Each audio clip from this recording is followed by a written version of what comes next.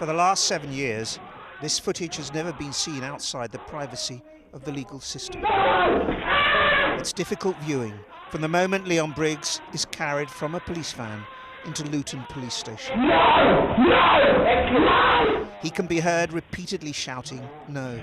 No.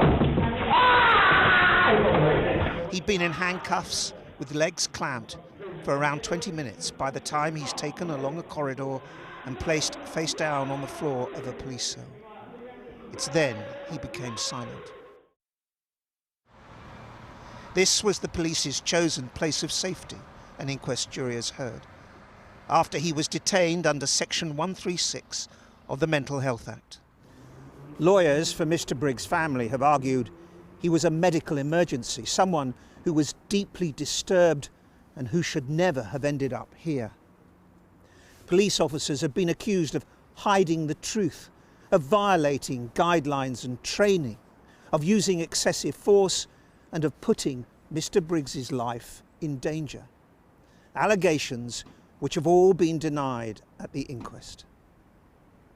In this footage obtained from the coroner by Channel 4 News and first shown last week, Mr Briggs is seen suffering a mental health crisis on a nearby high street.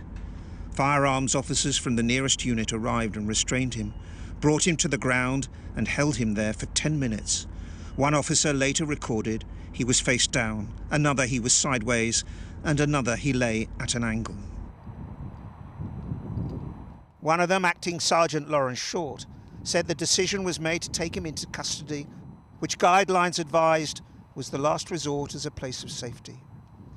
Mr Briggs needed help, he said. He was not in control of what he was doing. He continued to shout and struggle and represented an unmanageable risk without restraints. The aim was to transfer him to a hospital setting later. Only Mr Briggs didn't live long enough for that to happen. This footage was shown to the jury.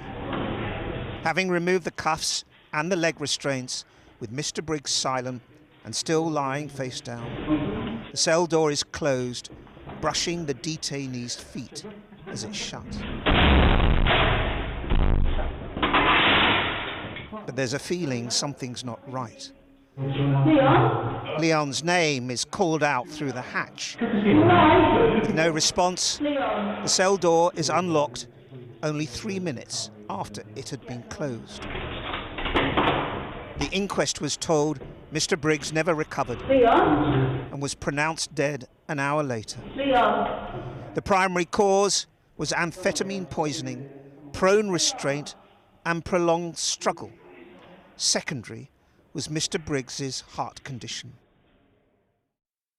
This is the first time in 7 years his family have heard police officers account for their actions on the street and in the custody suite.